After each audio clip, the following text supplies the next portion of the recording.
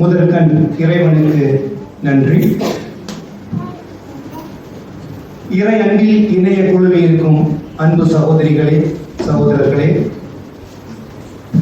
வனத்திலே வாழ்ந்து ஜெபத்திலே மகிழ்ந்து உபவாசத்தில் திளைத்து தவத்திலே உயிரை துறந்த புனித வனத்து சின்னப்பரின் திருவிழா என்று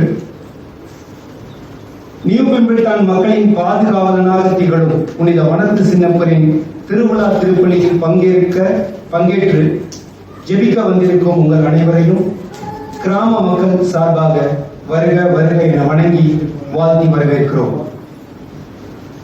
இத்திருப்பலியில் இக்கிராம மக்களையும் நம்மையும் நமது வாழ்க்கையையும் சமுதாயத்தையும் ஆசீர்வதித்து இறை வழிபாட்டின் மகத்துவத்தையும் இறை வார்த்தையின் உள் உணர்வுகளை நமக்களிக்க வந்திருக்கும் நமது பாச தந்தை reverend father Patrick Alphonse SDB அவர்களையும் மற்றும் இங்கே இருக்கும் நமது பங்கு தந்தை ரெவரண்ட் ஃபாதர் சிக்கந்தர் எஸ்ஜி அவர்களையும் நமது ஞான மேய்ப்பர் ரெவரண்ட் ஃபாதர் சார்லஸ் நேசராஜ் அவர்களையும் மற்றும்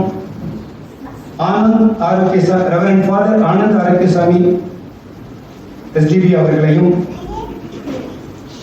நாங்கள் அனைவரையும் அன்புடன் மனமுவந்து வரவேற்கிறோம். இன்று சாதாரண காலத்தில் 3வது ஞாயிறு. இந்த ஞாயிறு இறை வார்த்தையின் ஞாயிறு என்று திருச்சபை கொண்டாடுகிறது. இந்நாளில் இறை வார்த்தை எவ்வளவு சக்தி வாய்ந்தது, நம் வாழ்க்கையில் இறை வார்த்தை எவ்வாறு வழிகாட்டுகிறது என்பதை நம்பிக்கையுடன் நமது வாழ்வில் ஒளிரச் செய்ய அழைக்கப்பட்டிருக்கிறோம். மேலும் கிறிஸ்து பிறப்பின் 2025ஆம் ஆண்டு ஜூபிலி ஆண்டு 2025 நம்பிக்கையின் திருப்பயணிகள் என்று சிறப்பிக்கும் இத்தருணத்தில் இறைவன் நமக்களித்த அனைத்து வரங்களுக்கும் கொடைகளுக்கும் நன்றி கூறியும் இறைவனின் தயவையும் கருணையும் நினைவு கூர்ந்து அறிக்கையிட கடமைப்பட்டுள்ளோம். ஆகையால் இந்த ஜூபிலி ஆண்டானது நம்மை கடந்த கால வாழ்வில் பெற்ற உள்வாங்கி விடுதலையோடு நினைத்து மகிழும் தருணமாகவும் நிகழ்காலத்தில் நடைபெறும் நிகழ்வுகள் தருணங்களை முழுமையாக வாழ்ந்து ஆறுதல் பெறவும் வருங்காலத்தை எதிர்கொண்டு முன்னோக்கி செல்லவும் அழைப்பு விடுக்கின்றது. ஆகவே இறை எதிர்நோக்கு சமுதாய எதிர்நோக்குடன் இன்றைய புனித வனத்து சின்னப்பர் திருவிழாவில் பங்கேற்கும் நாம் இறை உடலை உண்டும் ஒற்றுமையாகவும் ஒரே குரலோடு இப்பகுதி மக்களுக்காகவும் இவர்களின் பாதுகாப்புக்கும் வளர்ச்சிக்காகவும் மகிழ்ச்சிக்காகவும் நன்றி கூறி இத்திருப்பலியில் இணைந்து மன்றாடுவோம். மேலும் இன்றைய திருவிழாவை கொண்டாடும் நாம் கொஞ்சம் பின்னோக்கி சென்றோமானால் இவ்வாலயம் 1989 ஆண்டு மே மாதம் ஒரு சிறிய ஆலயமாக அருட்தந்தை மைக்கேல் குரூஸ் SFX அவர்களாலும் சில பகுதி மக்களின் முயற்சிகளினாலும் இறை மக்களின் கடும் முயற்சியாலும் நிறுவப்பட்டு திருவிழா கொண்டாடப்பட்டு வருகிறது. மீண்டும் அதே ஆலயம் விசுவாசத்தை பறைசாற்றும் வகையில் முன்னாள் ஆயர் அலெக்ஸ் ரைஸ் அவர்களுடைய மேற்பார்வையாலும் முன்னாள் அருட்தந்தை தற்போதைய மேற்கு ஆயர் விசுவாசம் செல்வராஜ் அவர்களும் மிக சிறப்பாக செயல்பட்டு 2018 ஆண்டு ஏப்ரல் மாதம் 15ஆம் நாள் இவ்வாலயம் புதிய ஆலயமாக கட்டியெழுப்பப்பட்டது. இப்பகுதி மக்களின் பாதுகாவலனாக திகழும் புனித வனத்து சின்னப்பர் சிறு வயதிலேயே தாய் தந்தையை இழந்தவர். இச்சமுதாய சந்தோஷங்கள் சுகோபோகங்கள் அனைவற்றையும் வெறுத்து வனத்துக்கு சென்றவர். மக்களை சந்திக்காமலேயே வனத்திலே வாழ்ந்து தவத்திலே உயிரை துறந்த இப்புனிதரின் திருப்பலியில் இன்றைய வாசகங்கள் நமக்கு கூறுவதாவது: பிரதி சங்கீதம் இறைவனின் சட்டம், கட்டளைகள் மற்றும் விதிகள் எவ்வளவு நியாயமானவை, உண்மையானவை மற்றும் இனிமையானவை என்பதை புகழ்கிறது. இரண்டாம் வாசகத்தில் புனித பவுல் திருச்சபையை ஒரு உடலாக விவரிக்கிறார். அனைத்து உறுப்புகளும் எவ்வாறு முக்கியமோ அதேபோல் ஒவ்வொரு உறுப்பினரும் முக்கியமான பங்கை ஆற்றுகிறார்கள் என்று ஒப்பிடுகிறார். மூன்றாம் வாசகத்தில் இயேசுவின் பிரசங்கத்தின் ஆரம்பத்தை வெளிப்படுத்துகிறது விதமாக எழுதப்பட்டுள்ளது. இயேசு எசையா தீர்க்கதரிசியின் வார்த்தைகளை நிறைவேற்றுமாக தன்னுடைய பணியை அறிவிக்கிறார்.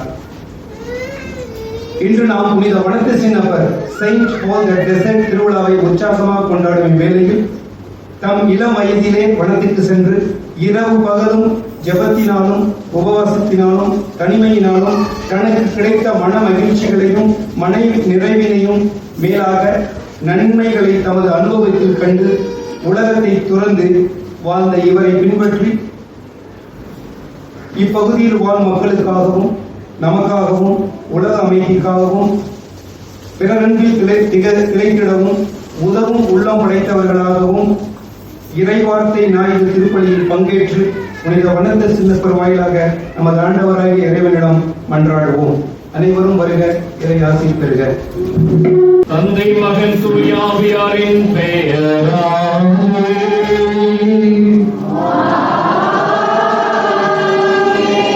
நம் ஆண்டவராகிய இயேசு கிறிஸ்துவின் அருளும் கடவுளின் அன்பும் தூய ஆவியாரின் நட்புறவும் உங்கள் அனைவரோடும் இருப்பதாக.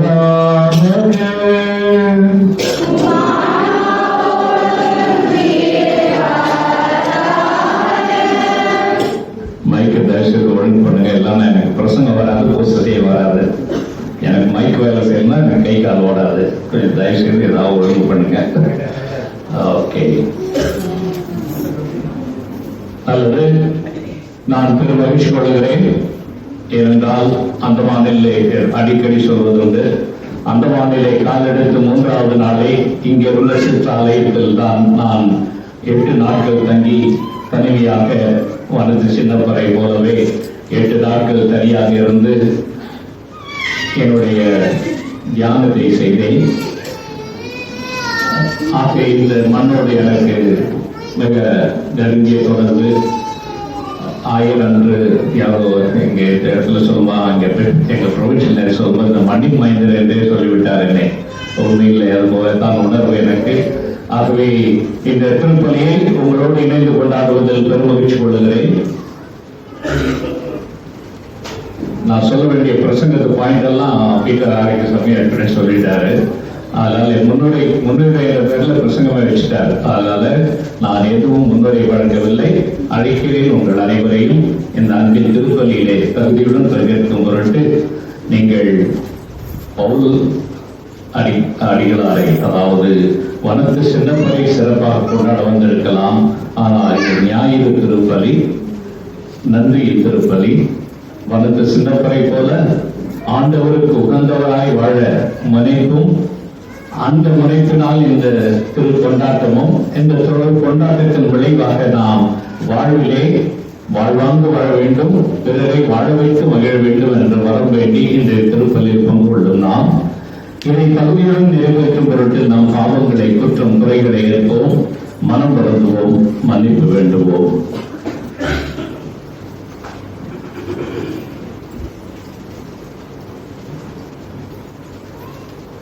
எல்லாம் வல்ல இறைவனிடமும்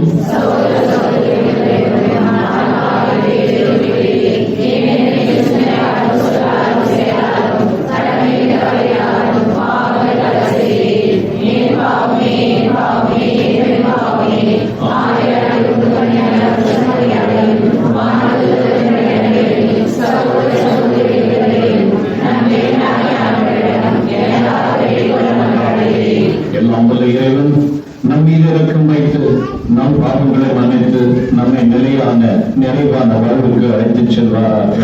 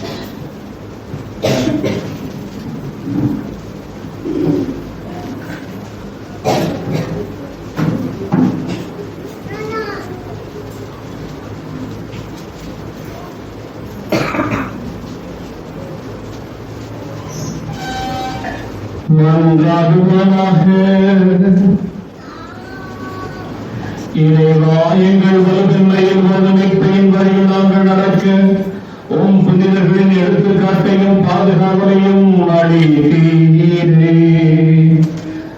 ஆதலால் புனித பவுல் அடிகளாரின் விண்ணக பிறப்பு விழாவை கொண்டாடும் நாங்கள் அவருடைய எடுத்துக்காட்டு வழியாக உங்களிடம் வந்து சேர்வோமாக.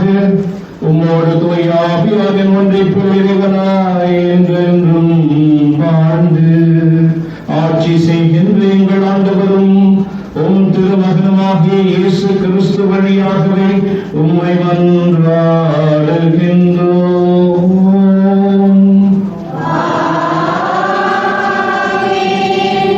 முதல் வாசகம். எஸ்ரா கடவுளின் திருச்சட்டத்தை உரக்க வாசித்தார். மக்களும் அதை புரிந்து கொண்டனர். இறைவாக்கினர் நெகேமியா நூலில் இருந்து வாசகம். அதிகாரம் 8, வசனங்கள் 2 முதல் 4, 5 முதல் 6 மற்றும் 8 முதல் 10 வரை. அந்நாட்களில் 7ஆம் மாதம் முதல் நாள் குரு எஸ்ரா ஆடவர் பெண்டில் புரிந்து கொள்ளும் ஆற்றல் உள்ள சிறுவர் அனைவரும் அடங்கிய சபை முன்னிலையில் திருநூலை கொண்டு வந்தார். தண்ணீர் வாயிலுக்கு முன் இருந்த வளாகத்தில் காலை முதல் நண்பகல் வரை ஆடவரையும் பெண்டிரையும் புரிந்து கொள்ளும் ஆற்றல் உள்ள சிறுவரையும் பார்த்து அதை உரக்க வாசித்தார். எல்லா மக்களும் திருநூலுக்கு செவி கொடுத்தனர். திருநூல் வல்லுநரான எஸ்ராவோ இதற்காக செய்யப்பட்ட மர மேடையின் மேல் நின்று கொண்டிருந்தார். எஸ்ரா மக்களை விட உயரமான இடத்தில் நின்றதால் அவர் திருநூலை திறந்த போது எல்லா மக்களும் அதை பார்த்தார்கள். திருநூலை திறந்த போது எல்லா மக்களும் எழுந்து நின்றார்கள். அப்பொழுது எஸ்ரா மாபெரும் கடவுளாகிய ஆண்டவரை வாழ்த்தினார். மக்கள் எல்லாரும் கைகளை உயர்த்தி ஆமென் ஆமென் என்று பதில் வைத்தார்கள். பணிந்து முகம் குப்புற விழுந்து ஆண்டவரை தொழுதார்கள். மக்களுக்கு புரியும்படி தெளிவாகவும் பொருளோடு கடவுளின் திருச்சட்டத்தை உரக்க வாசித்தார்கள். ஆதலால் மக்களும் வாசிக்கப்பட்டதன் பொருளை புரிந்து கொண்டனர். ஆளுநர் நெகேமியாவும் குருவும் திருநூல் வல்லுநருமான எஸ்ராவும் விளக்கம் கூறிய லேவியர்களும் மக்கள் அனைவரையும் நோக்கி, இன்று கடவுளாகிய ஆண்டவரின் புனித நாள், எனவே நீங்கள் அழுது புலம்ப வேண்டாம் என்றனர். ஏனெனில் மக்கள் அனைவரும் திருச்சட்டத்தின் சொற்களை கேட்டதிலிருந்து அழுது கொண்டிருந்தார்கள். அவர் அவர்களை பார்த்து, நீங்கள் போய் கொழுத்தவற்றை உண்டு இனிய திராட்சை ரசத்தை குடியுங்கள். எதுவும் தயார் செய்யாதவருக்கு சிறிது அனுப்பி வையுங்கள். ஏனென்றால் நம் ஆண்டவரின் புனித நாள் இதுவே. எனவே வருந்த வேண்டாம், ஏனெனில் ஆண்டவரின் மகிழ்வே உங்களது வலிமை என்று கூறினார். ஆண்டவரின் அருள்வாக்கு.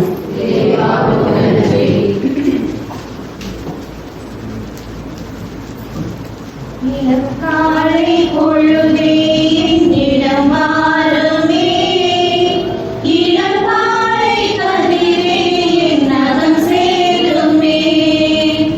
இளங்காலை பொழுதே என்னிடம் வாருமே, இளங்காலை கதிரே என் நகம் சேருமே. இருள் சூழ்ந்த இடமெங்கும் ஒளி சூழ்ந்த ஒளியான இறைவா என் உயிரா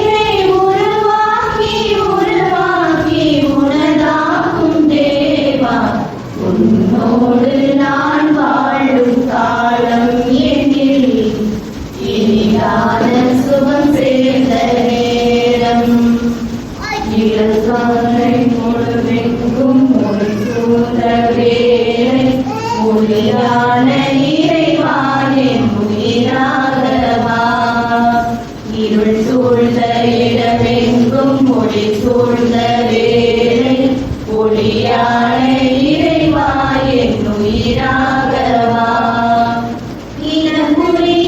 இதமான சந்தோஷம் உதிக்க இனிதான எண்ணங்கள் இதமாக இருக்க இதமான சந்தோஷம் உதிக்க இனிதான எண்ணங்கள் இதமாக இருக்க உனை தேடி வந்தேடும் பதம் நாடி நின்று இன்னுயிரோடு உயிராகவா என்னை உயிராகி உனதாகும் தேவா நீ இன்றி நான் ஒன்றும் இல்லை உன்னினை வின்றி உற ஒன்றும் இல்லை இருள் சூழ்ந்த இடமெங்கும் ஒளி சூழ்ந்த வேளை ஒளியான இறைவாயின் உயிராகவா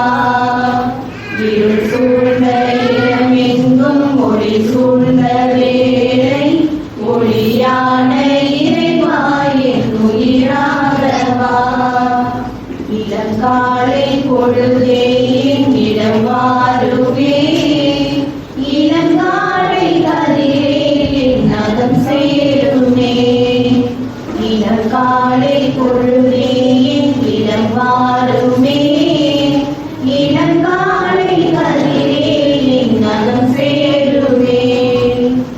இரண்டாம் வாசகம். நீங்கள் கிறிஸ்துவின் உடலில் ஒவ்வொருவரும் தன் தனித்தனி உறுப்புகள். திருத்தூதர் பவுல் கொரிந்தியருக்கு எழுதிய முதல் திருமுகத்திலிருந்து வாசகம்.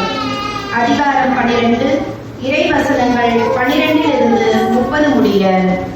சகோதர சகோதரிகளே, உடல் ஒன்றே, உறுப்புகள் பல. உடலின் உறுப்புகள் பலவாயினும் உடல் ஒன்றாய் இருப்பது போல கிறிஸ்துவும் இருக்கின்றார். ஏனெனில் யூதரானாலும் கிரேக்கரானாலும் அடிமைகளானாலும் உரிமை குடிமக்களானாலும் நாம் எல்லோரும் ஒரே தூய ஆவியால் ஒரே உடலாய் இருக்கும்படி திருமுழுக்கு பெற்றோம். அந்த ஒரே ஆவியையே பானமாகவும் பெற்றோம். உடல் ஒரே உறுப்பால் ஆனது அல்ல, பல உறுப்புகளால் ஆனது. நான் கை அல்ல, ஆகவே இவ்வுடலை சேர்ந்தவன் அல்ல என கால் சொல்லுமானால் அது அவ்வுடலை சேர்ந்ததில்லை என்றாகி விடுமா? நான் கண் அல்ல, ஆகவே இவ்வுடலை சார்ந்தவன் அல்ல என காது சொல்லுமானால் அது அவ்வுடலை சேர்ந்ததில்லை என்றாகி விடுமா? முழு உடலும் கண்ணாய் இருந்தாலும் கேட்பது எப்படி? முழு உடலும் காதாய் இருந்தால் முகர்வது எப்படி? உண்மையில் கடவுள் ஒவ்வொரு உறுப்பையும் தாம் விரும்பியவாறே உடலில் அமைத்தார். அவையாவும் ஒரே உறுப்பாய் இருந்ததால் உடல் என ஒன்று இருக்குமா? எனவேதான் பல உறுப்புகளை உடையதாய் இருந்தாலும் உடல் ஒன்றே. கண் கையை பார்த்து நீ எனக்கு தேவையில்லை என்றோ, தலை காலை பார்த்து நீங்கள் எனக்கு தேவையில்லை என்றோ சொல்ல முடியாது. மாறாக உடலில் மிக வலுவற்றதாய் தோன்றும் உறுப்புகளே மிகவும் தேவையானவையாய் இருக்கின்றன. உடலின் மதிப்பு குறைவான உறுப்புகள் என நமக்கு தோன்றுபவற்றுக்கே நாம் மிகுந்த மதிப்பு கொடுக்கின்றோம். நாம் மறைவான உறுப்புகளே மிகுந்த மதிப்பு பெறுகின்றன. மறைந்திராத நம் உறுப்புகளுக்கு அது தேவையில்லை. மாறாக மதிப்பு குறைந்த உறுப்புகளுக்கு மிகுந்த மதிப்பு கொடுத்தே கடவுள் உடலை ஒன்றித்து உருவாக்கினார்.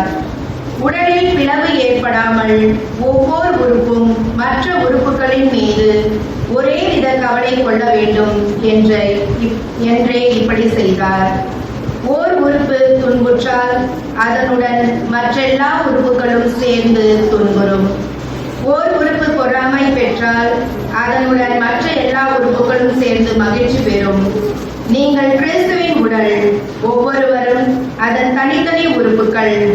அவ்வாறே திருச்சபையிலும் கடவுள் முதலாவது திருத்தூதர்களையும், இரண்டாவது இறைவாக்கினர்களையும், மூன்றாவது போதகர்களையும், பின்னர் வல்ல செயல் செய்வோர்களையும், அதன் பின் பிணி தீர்க்கும் அருள்கொடை பெற்றவர்கள், துணை நிற்பவர்கள், தலைமையேற்று நடத்துபவர்கள், பல்வகை பரவச பேச்சு பேசுகின்றவர்கள் ஆகியோரையும் ஏற்படுத்தினார்.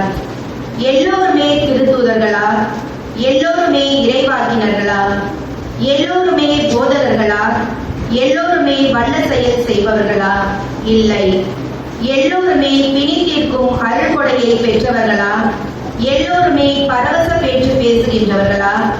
எல்லோருமே விளக்கம் அளிப்பவர்களா? இல்லையே. ஆண்டவர் வழங்கும் அருள்வாக்கு. அல்லேலூயா. சரிகம பரிசா. அல்லேலூயா. சபமக மகதா சமப மகரி சனிசா. அல்லேலூயா. அல்லேலூயா. ஆண்டவர் தம் திருத்தலத்தில் புகழ்ந்தேற்றுங்கள், புகழ்ந்தேற்றுங்கள். மாண்புயர் வாழ் மண்டலத்தில் புகழ் பாடுங்கள், புகழ் பாடுங்கள். அல்லேலூயா. சரிகம பரிசா. அல்லேலூயா. கபமக மபதா தமப மகரி நீசா நீசா. அல்லேலூயா. அல்லேலூயா. ஆண்டவர்களோடு இருப்பாராக.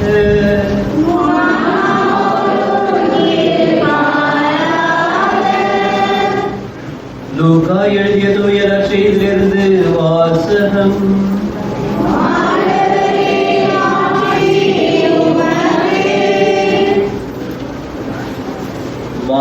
மாண்புமிகு தியோபில் அவர்களை நம்மிடையே நிறைவேற்றிய நிகழ்ச்சிகளை முறைப்படுத்தி ஒரு வரலாறு எழுத பலர் முயன்றுள்ளனர். தொடக்கம் முதல் நேரில் கண்டும் இறை வார்த்தையை அறிவித்ததும் வந்த ஊழியர் நம்மிடம் ஒப்படைத்துள்ளவாறே எழுத முயன்றனர். அதுபோலவே நானும் எல்லாவற்றையும் தொடக்கத்திலிருந்தே கருத்தாய் ஆய்ந்து நீர் கேட்டறிந்தவை உறுதியானவை என தெரிந்து கொள்ளும் பொருட்டு அவற்றை ஒன்றுபடுத்தி உமக்கு எழுதுவது நலமெனக் கண்டேன். அழகையினால் சோதிக்கப்பட்ட பின்பு இயேசு தூய ஆவியின் வல்லமையை உடையவராக கலிலேயாவுக்கு திரும்பி போனார். அவரை பற்றிய பேச்சு சுற்றுப்புறமெங்கும் பரவிற்று. அவர் அவர்களுக்கு தொழுகை கூடங்களில் கற்பித்து வந்தார். எல்லோரும் அவரை பற்றி பெருமையாக பேசினர். இயேசு தாம் வளர்ந்த ஊராகிய நாசரேத்திற்கு வந்தார். தமது வழக்கத்தின்படி ஓய்வு நாளில் தொழுகை கூடத்திற்கு சென்று வாசிக்க எழுந்தார். இறை வாக்கினர் எசையாவின் சுருளேடு அவரிடம் கொடுக்கப்பட்டது. அவர் அதை பிரித்தபோது கண்ட பகுதியில் இவ்வாறு எழுதியிருந்தது: ஆண்டவருடைய ஆவி என் மேல் உள்ளது, ஏனெனில் அவர் எனக்கு அருள் பொழிவு செய்துள்ளார். ஏழைகளுக்கு நற்செய்தியை அறிவிக்கவும், சிறைப்பட்டோர் விடுதலை அடைவர், பார்வையற்றோர் பார்வை பெறுவர் என முழக்கமிடவும், ஒடுக்கப்பட்டோரை விடுதலை செய்து அனுப்பவும், ஆண்டவர் அருள் தரும் ஆண்டினை முழக்கமிட்டு அறிவிக்கவும் அவர் என்னை அனுப்பியுள்ளார். பின்னர் அந்த 8 சுருளை ஏவலரிடம் கொடுத்துவிட்டு அமர்ந்தார். தொழுகை கூடத்தில் இருந்தவர்களின் கண்கள் அனைத்தும் அவரையே உற்று நோக்கியிருந்தன. அப்பொழுது அவர் அவர்களை நோக்கி, நீங்கள் கேட்ட இந்த மறைநூல் வாக்கு இன்று நிறைவேறிற்று என்றார். ஆண்டவரின் அருள்வாக்கு.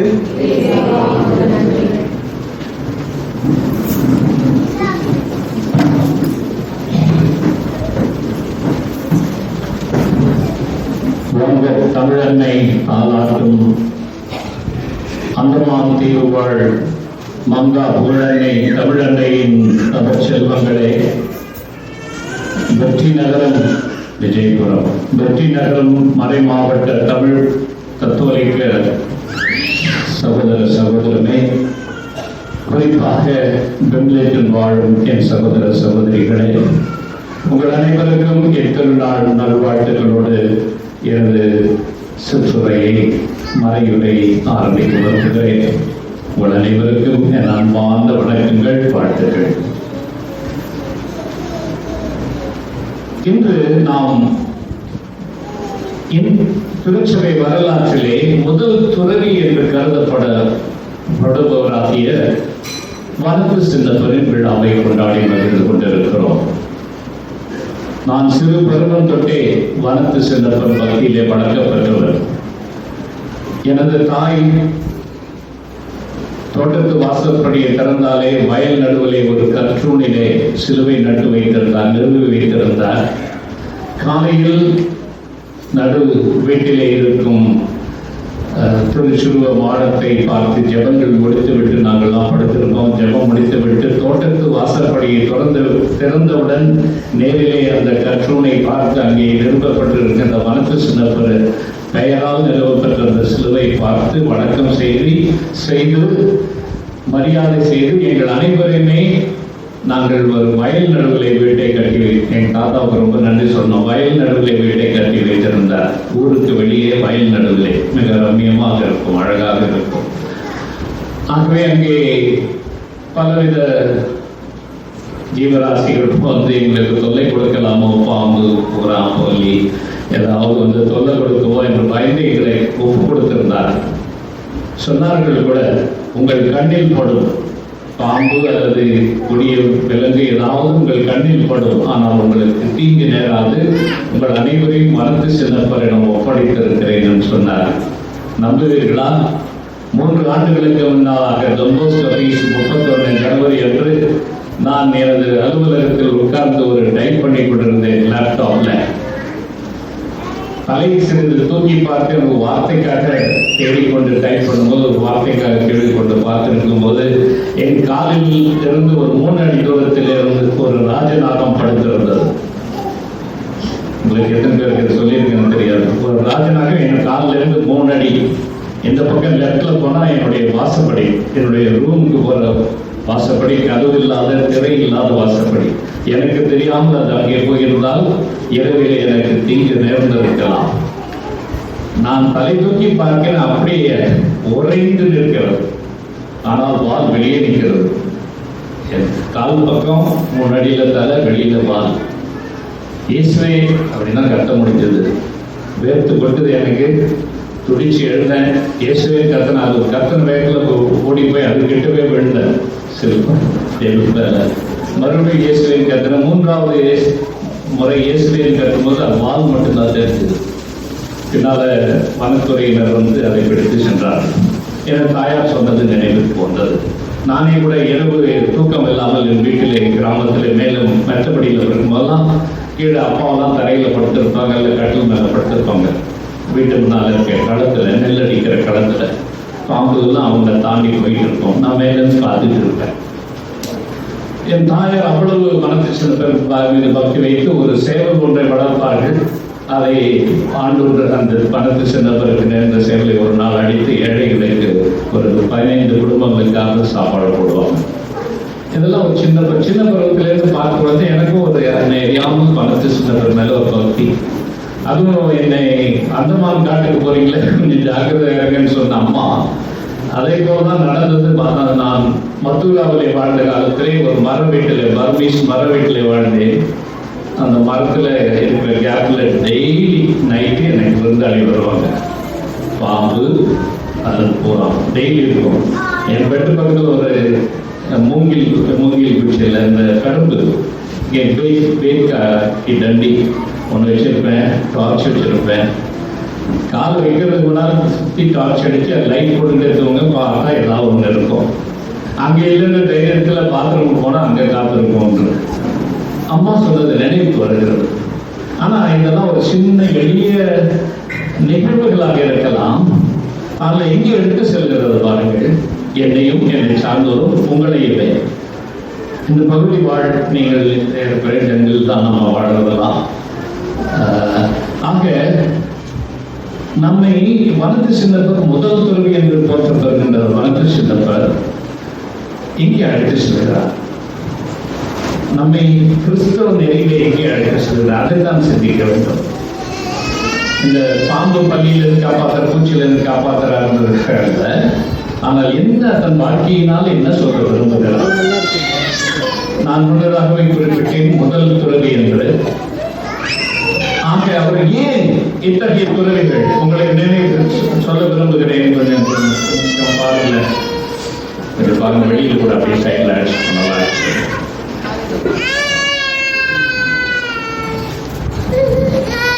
இந்த ஏன் இத்தகைய துறவரம் இவர் போன்ற ஆரம்பித்தார். மனிதர் மத்தியிலே வாழும் பொழுது அந்த சமூகத்தில் இருக்கின்ற ஏற்றத்தாழ்வுகள், விரிசல்கள், பிளவுகள், அதைவிட கொடிய பாவங்களை பார்த்தபோது இந்த உலகத்திலிருந்து நம்மை அப்பாற்படுத்திக் கொண்டால்தான் நாம் இயேசுவுக்கு உகந்தவராய் வாழ முடியும் என்று இவர் போன்றவர் கருத ஆரம்பித்தனர். இவர் முக்கியமாக இவர் தான் அதை ஆரம்பித்து வச்சவர்னே சொல்லலாம். இவர் ஆரம்பித்து வைக்க அப்புறம் பின்னாலே இதை போன்றவர் உருவானார் துறவிகள். ஒரு துறவி தூண் மீறி உட்கார்ந்து இருப்பாராம் உயரமா.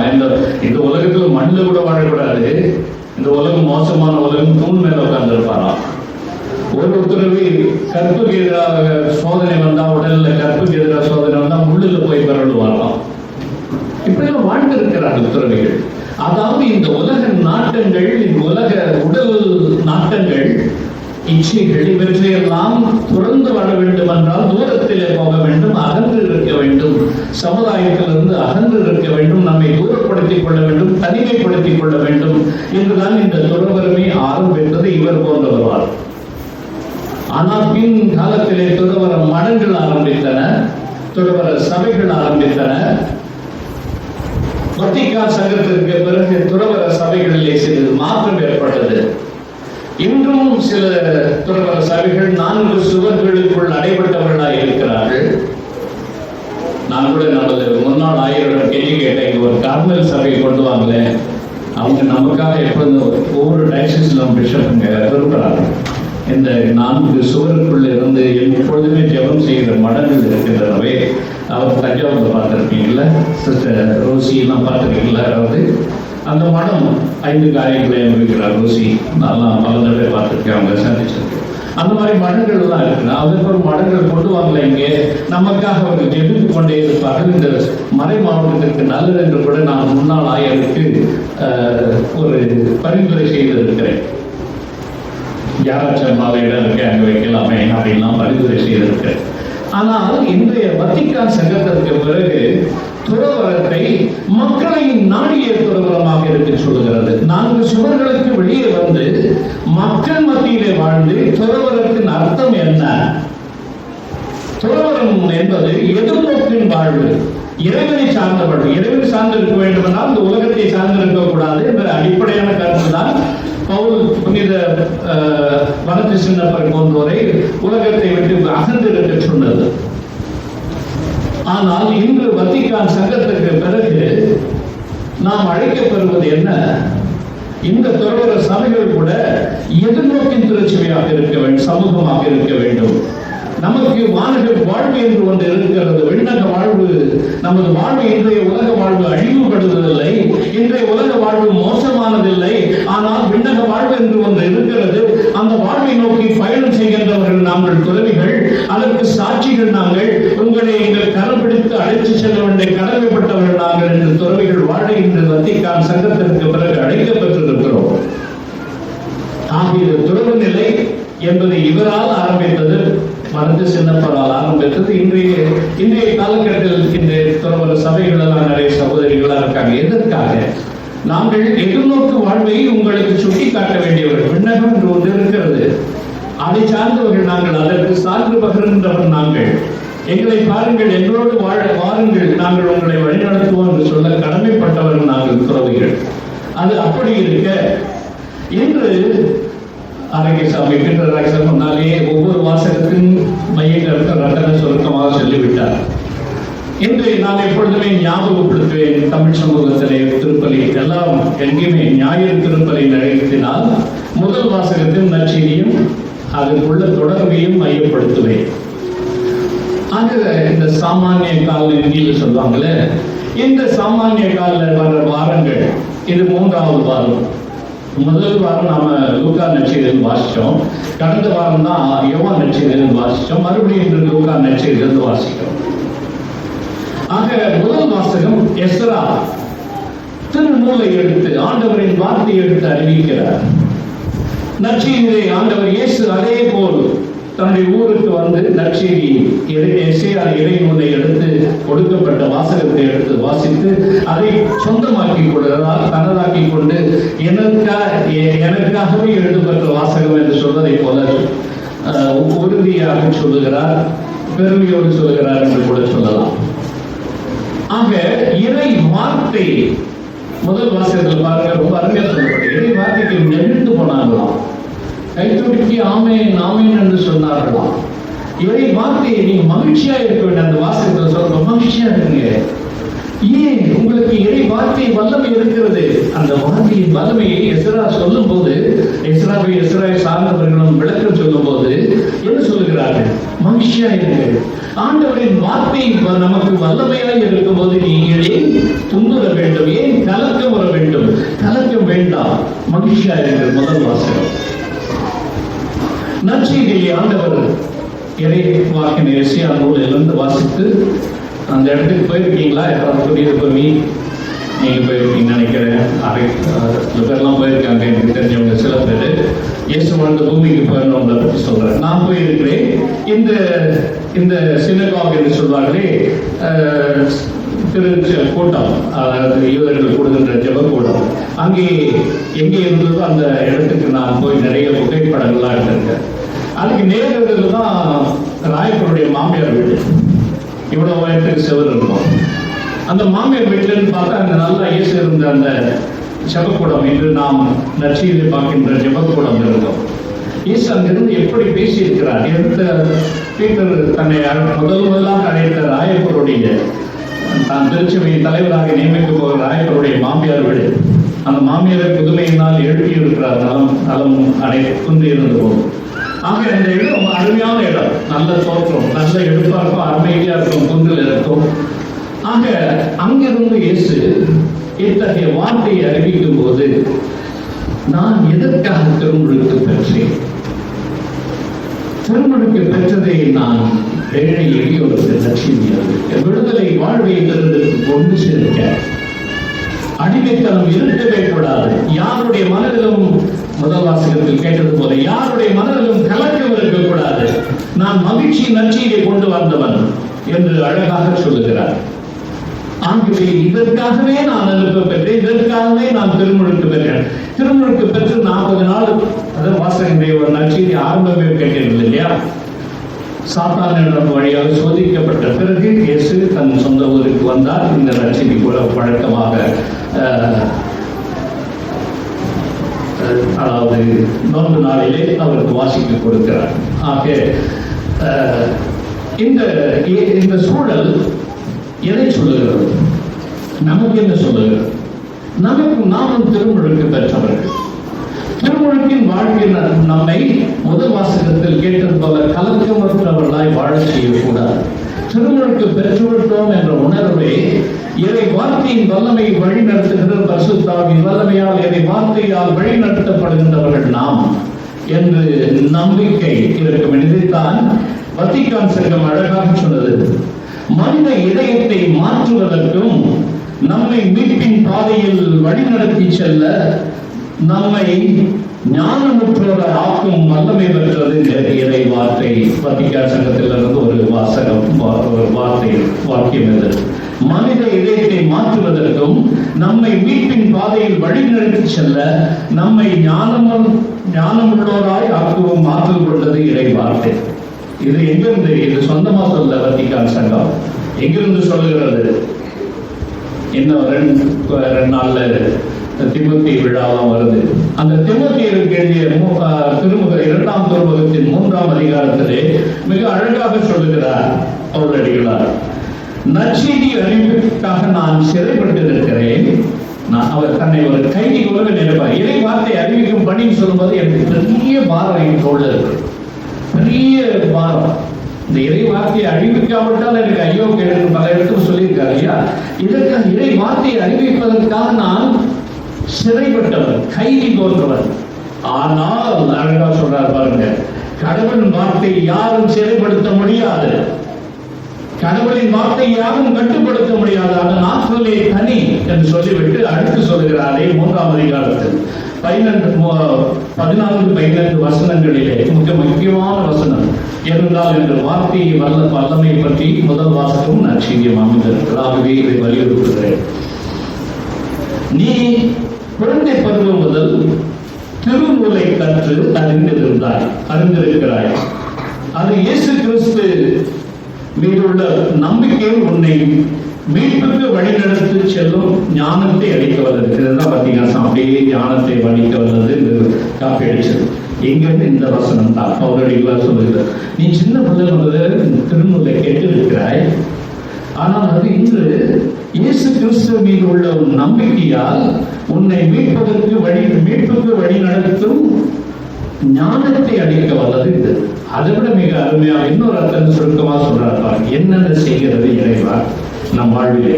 பவுலடிகளார் இதே தீமோத்தேயுக்கு எழுதிய திருமுகம் 2ஆம் அதிகாரம் 3ஆம் அதிகாரம் 5ஆம் வசனத்திலே மறை நூல், நல்லா தெளிவாக கேட்டீங்க, நல்லா இதுதான் முக்கியமான கருத்தினுடைய சிந்தனைக்கு.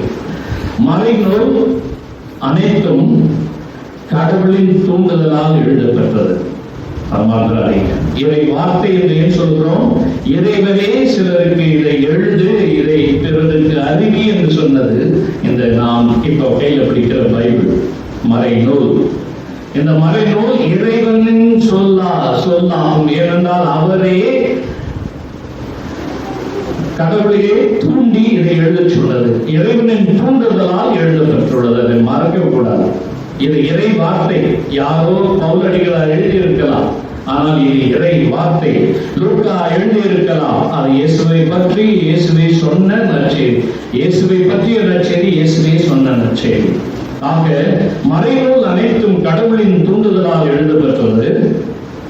அது கற்பிப்பதற்கும் டு டீச் சிக்ஷா பிரதான் करती है. கற்பிப்பதற்கு, கண்டிப்பதற்கு, தவறு செய்யும்போது கண்டிப்பதற்கு, சீராக்குவதற்கு, ஏதாவது சரியில்லையா வாழ்வினை சீராக்குவதற்கு, நேர்மையாய் வாழ பயிற்றுவிப்பதற்கு உன்னை ட்ரெயின் பண்ணோம். எதற்கு? நேர்மையாய் வாழ பயிற்றுவதற்கு பயன்படும். இறை வார்த்தையை உன் வாழ்விலே என்ன செய்யும் என்பதை பவுலடிகளார் என்ன அழகாக சொல்லியிருக்கிறார் பாருங்கள். ரத்தின சுருக்கமாக சொல்லியிருக்கிறார். இது இறைவனின் தூண்டுதலால் எழுதப்பட்டது. உனக்கு கற்பிக்க வல்லது, உன்னை கண்டிக்க வல்லது, உன்னை சீராக்க வல்லது, உன்னை நேர்மையாக வாழச் செய்ய வல்லது. இதை பார்த்தா நம்மள நிறைய பேருக்கு ஐயோ நான் இப்படி பண்றேன், பிசினஸ் இப்படி பண்றேன், அது பண்றேன், இது பண்றேன், நேர்மை இல்லை, இது எப்படி இறை வார்த்தை என்ன டிஸ்டர்ப் பண்ணுமே. ஆமா, டிஸ்டர்ப் பண்ண கேட்டா அதான் கண்டிக்கும் சொல்லியிருக்க, உன்னை சீராக்கும் சொல்லியிருக்க. உங்கள் வாழ்விலே இருந்தால் எதையும் இதை சார்ந்தது தவறுகள் இருந்தால், உங்கள் இறை வார்த்தை பற்றி கொள்ளுகிறாய் இருந்தால் அது உங்களை சீர்திருத்தும், கண்டிக்கும், வழி நடத்தும். இதுதான் வார்த்தையின் வல்லமை என்பதை இன்றைய முதல் வாசகமும் நற்செய்தியில் சொல்லுகிறது. அதிலும் குறிப்பாக இயேசு நான் திருமுழுக்கு பெற்றதே நற்செய்தியை அறிவிப்பதற்காகத்தான் என்று சொல்லிவிட்டு, யாருக்கு என்று சொல்லும்போது எளியோருக்கு நற்செய்தி அறிவிப்பதற்காக. சிறைப்பட்டோருக்கு விடுதலை வாழ்வு வழங்குவதற்காக, விடுதலையின் வாழ்வு வழங்குவதற்காக, எல்லாரும் தூக்கி விடுவதற்காக. ஆக நாம் இறை வார்த்தையினால் தூண்டப்பட்டவர்கள் என்றால், நாம் கண்டிக்கப்பட்டவர்கள், கற்பிக்கப்பட்டவர்கள், சீராக்கப்பட்டவர்கள், நேர்மையாக வழியிலே நடத்தப்பட்டவர்கள் என்றால் அடுத்த கட்டம் என்ன? நாம் அடுத்த நற்செய்தியை பிறருக்கு அறிவித்து கடமைப்பட்டிருக்கிறோம். அதற்காகவே தான் நாம் திருமுழுக்கு பெற்றோம். இயேசுவிலே திருமுழுக்கு பெற்றோம். கடந்த ஞாயிறு இயேசுவின் கடந்த புத்தக ஞாயிறு இயேசுவின் திருமுழுக்கு விழா. இயேசு வேண்டாம், இயேசு திருமுழுக்கு போகும்போது தடுக்கிறாங்க. எவ்வாறு தடுக்கிறார்? சொந்தக்காரர் சின்னம்மா பிள்ளையோ பெரியம்மா பிள்ளையோ தடுக்கிறார். இல்லை, நான் திருமுழுக்கு பெற வேண்டும். இது நியதி, மனித இயல்பின் நியதி. நாம் திருமுழுக்கு பெறுவேன். இது எனக்கு இறப்புக்கு சமம். ஆனால் திருமுழுக்கு பெறுகிறேன்.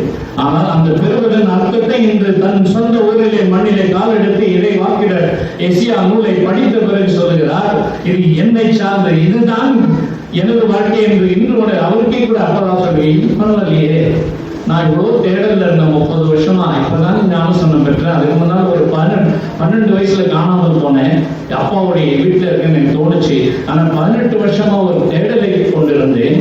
18 வருஷத்துக்கு பிறகு திருமுழுக்கு பெற்றேன். இன்று இதோ எனக்கு வழக்கத்தின்படி எனக்கு இங்கே செபக்கூடத்திற்கு வந்தேன். ஆனால் இது என் நூலில் இந்த என்னுடைய கையிலே கொடுத்து விட்டார்கள் என்று வாசிக்க சொல்லி, ஆஹா, இது எனக்கல்லவா பொருந்தும் என்று அன்று இயேசு உணர்ந்தார்கள்.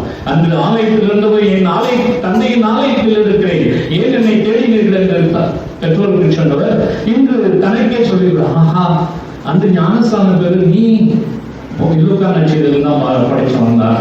அந்த திருமுழுக்கு நீதான் எனக்கு பிடித்த பிள்ளை, எனக்கு பிரியமான பிள்ளை, உன் மீது அதிக பற்று கொண்டிருக்கவனே, எனக்கு ரொம்ப பிடிக்கும் அந்த வானத்திலிருந்து சொல்றது. ஆக திருமுழுக்கிலே என் தந்தை வானத்திலிருந்து பேசினார். இன்று இறை வார்த்தை வழியாக எனக்கு தந்தை, இதுதான் என்னுடைய வேலை. நான் ஆவியினால் திருமுழுக்கு பெற்றவன், அர்ச்சிக்கப்பட்டவன், அபிஷேகம் செய்யப்பட்டவன். எதற்காக? நற்செய்தி அறிவிப்பதற்காக. ஆக அப்போ மனத்தை செல்வதற்கு என்ன இப்ப எப்படி பார்க்கலாம்? நாம் இன்று உலக வாழ்வு நெறியிலே இப்படியெல்லாம் வாழ வேண்டும் என்று இறைவார்த்தை நம்மை வழி நடத்துகிறது என்று பேசிக் கொண்டிருந்தோமே, இதை எப்படி தொடர்புபடுத்த பார்க்கலாம். அவருக்கு தெரிந்தவரை இறைவாக்கு அவரை மனத்திற்கு அழைத்து சென்றது. இறை வார்த்தை இல்லாமல், அந்த வல்லமை இல்லாமல் அந்த தனிமையிலே வாழ்ந்திருக்க முடியாது. விலங்குகள் மத்தியிலே வாழ்ந்திருக்க முடியாது. காட்டு கனியையும் உண்டு வாழ்ந்திருக்க முடியாது. ஏன் அவரு, நான் அப்படிதான் நேற்று உங்களுக்காக பிரசங்கம் தயாரிக்கும் போது யோசனை வந்துச்சு. திடீர்னு காட்டில் ஒரு குகையை தேடி பிடிச்சி அங்கேயே இத்தனை வருஷமா வாழ்ந்தாரு. சாவர வரைக்கும் அங்கேயே வாழ்ந்தார். வீட்டுல இருந்து இறங்கோடி போனா உங்களுக்கு தெரியல. அவருடைய மைத்துனர் மச்சான் அவரு திரட்டினார். அவருடைய சொத்தை பறிப்பதற்காக இவரை கொல்ல வேண்டும் என்று தேடுவதால் ஒரு ஓடி போனார் மனத்திலும். உயிருக்கு பயந்து போயிருக்கலாம். இந்த நான் முன்னாள் குறிப்பிட்டது போல இறைவனின் வல்லமை நாடி இந்த உலகம் சார்ந்த இந்த மாதிரி கொடுமையெல்லாம் பார்க்கிறாரு, அநீதத்தை பார்க்கிறார் தன்னுடைய பிரதர்கள் மூலமா. அப்போ உணர்கிறார் இந்த உலகம் வேண்டாம். ஆகவே அவர் மனத்திலே வாழ்ந்த பொழுது இந்த இறை வார்த்தை தானே வல்லமையிலான இவர்கள் நடத்திருக்கும் நினைக்கும் போது, அப்போ யூகரிஸ்ட் எப்படி கொண்டாடிப்பார், நற்கருணை எப்படி கொண்டாடிப்பார். அப்ப யோசிக்கிறேன், தினமும் அவருக்கு ஒரு பறவைக்காகவும் தினமும் ரொட்டி கொண்டு வந்ததாமே இல்ல, கேள்விப்பட்டிருக்கீங்களா? அவருடைய வாழ்க்கையில ரொம்ப அவர் வாழ்க்கை சேர்க்கணும் பெருசு இல்லை. இங்க சகோதரி அவர்கள் நம்ம பவுல் அம்மா அழகா வாசிப்பாங்க. அந்த காலத்துல நைட்டு நாள் இருந்தப்பெல்லாம் அந்த மன்றாட்டு மாலை, வனசிஷ்ட மன்றாட்டு மாலையில் இதெல்லாம் நடந்த மாதிரி சொல்லுவாங்க. எப்பயும் நேரடியா பார்த்த மாதிரி இருக்கும் அந்த மன்றாட்டு மாலை, எப்படி வாழ்ந்தார் என்றது இருக்கும். ஆனால் வாழ்க்கை நான் கற்பனை பண்ணி பார்க்கிறேன். அந்த ஒரு ரொட்டி வந்துச்சு, அதுல இருந்து எடுத்து ஒரு துண்டை எடுத்து முதல்ல பூச வச்சுட்டு அப்புறம் தான் சாப்பிட்டு வருவோம் அப்படின்னு கூட நினைக்கிறேன். எது இருந்தாலும் இப்படி நாம் ஏன் கற்பனையில் இருக்க வேண்டும்? வாழ்ந்து இருக்கிறார் இயேசுவை சார்ந்த வாழ்வு.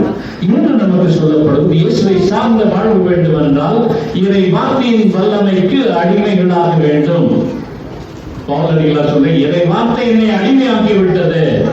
இறை வார்த்தைக்கு நாம் அடிமை. அடிமைனால பயனாராய் நாம் கட்டுப்பட்டு போகிறோம். நாம் செய்ய விரும்புவதை செய்ய முடியாது.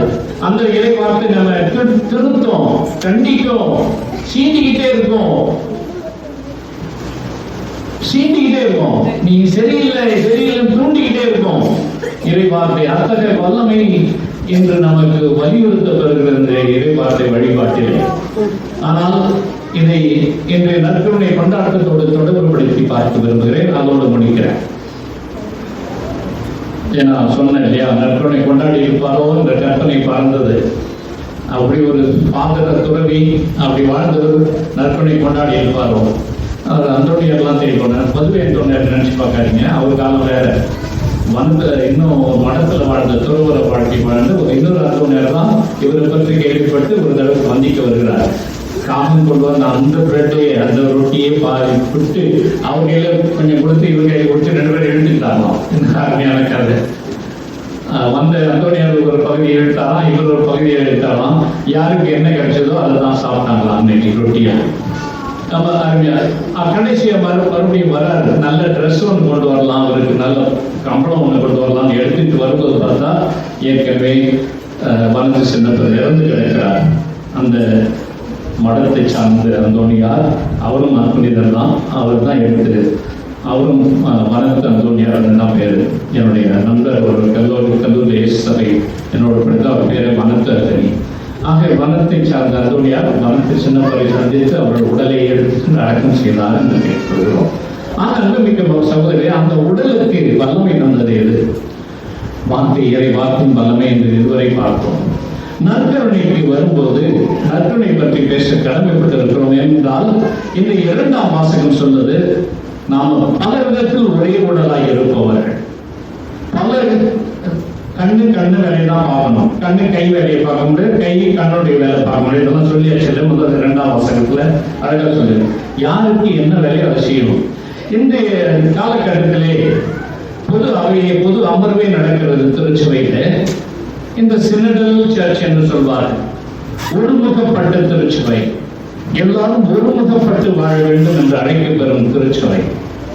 ஒருமுகப்பட்டவர்களாய் முதல் சாதாரண இந்த வனத்திலே வாழ்கின்ற ஒரு ஏழை முதல் கொண்டு எல்லாருமே ஒருமைப்பட்டு வாழும் சினடல் சர்ச் என்ற ஆங்கிலத்திலே நான் ஒருமுகப்படுத்தப்பட்ட திருச்சபை என்றுதான். தமிழ்நாட்டில் என்ன வார்த்தை உபயோகிக்கிறாங்களோ தெரியல. ஒருமுகப்பட்ட திருச்சபை நான் உங்களுக்காக இங்கே வாழும் மக்களுக்காக ஒரு சிறிய மொழிபெயர்ப்பு செய்து சொல்கிறேன். கருத்து என்ன? நம்மை ஒன்றுபடுத்துவதை இந்த நற்கருணை விழா. ஒரே உடல் பகிர்ந்தளிக்கப்பட்டு நாம் கண்ணாகவும் காதாகவும் மூக்காகவும் கையாகவும் ஒரு உடலிலே உறுப்புகளாய் இருக்கிறோமே, நம்மை ஒன்றுபடுத்தி ஒரு உடலாய் மாற்றும் ஓருடல் இயேசுவின் திருவுடல். இந்த நற்கருணை கொண்டாட்டதும் தான் நம்மை ஒரு சமூகமாக மாற்றுகிறது, ஒருமுகப்படுத்த செய்வது இந்த நற்கருணை. இதைத்தான் இன்றைய 2 பாப்பிரைகள் பெனடிக்ட் சொல்லுவதில் 16ஆம் பெனடிக்டும் 2ஆம் ஜான் பாலும் இன்றைய பாப்பிரை வலியுறுத்துவது இந்த நற்கருணை தான் நம் வாழ்வின் ஊற்று. இந்த நற்கருணை தான் நம் வாழ்வின் சிகரம். வாழ்வின் ஊற்று என்றால் இங்கிருந்து தான் முகந்து கொள்வோம், இங்கிருந்து தான் எல்லாம் கிடைக்குது நமக்கு. வாழ்வின் சிகரம் என்றால் நாம் வெளியிலே வாழ்கின்ற உலக வாழ்வை எல்லாம் இங்கே கொண்டு வந்து அவருடைய பாதத்தில் வைக்கிறோம். அங்கே நம்பிக்கையின் உச்சத்தை கொடுக்கிறோம். அதுதான் சிகரம் என்று சொல்றோம். ஊற்றும் சிகரமான இந்த நற்கருணை கொண்டாட்டம் நம்மை சினடல் சர்ச்சா மாற்றுது. அதாவது ஒருமுகப்பட்ட திருச்சபையாக மாற்றுறது, ஓர் உடலாய் மாற்றுகிறது. கண்ணு காய் கால் என்று. ஆக நாம் ஒவ்வொருவரும் இந்த ஒருமுகப்பட்ட திருச்சபையிலே ஒவ்வொருவரும் தனிப்பட்ட கடமை. பேட்ரிக் அல்போன்ஸுக்கு தனிப்பட்ட கடமை தான். இங்கே ஒவ்வொரு பேர் கூட சொல்ல முடியும், நான் சொல்ல விரும்பல. ஒவ்வொருத்தருக்கும் இந்த உலகத்திலே நீங்க அனுப்பப்பட்டவர்களால் நம்மை போல இன்னொருத்தர் படைக்கலையே ஆண்டவர். உலகிலே ஒருத்தர் போல இன்னொருத்தர் படைக்கவே இல்லையே.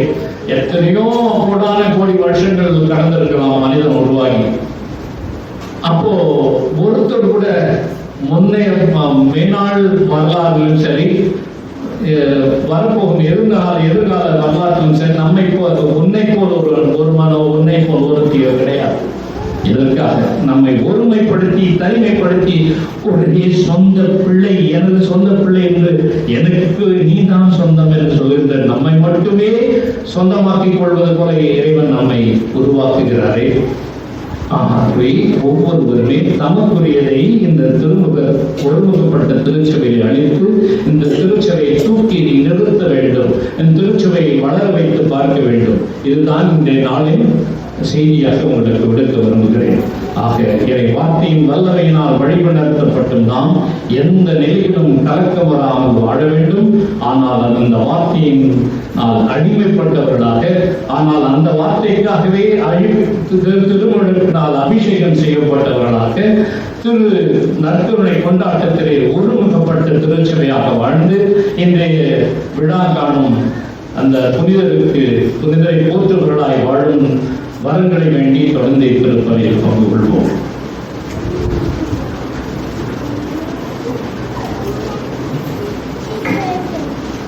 எழுந்து நின்று விசுவாசத்தை கேள்வோம்.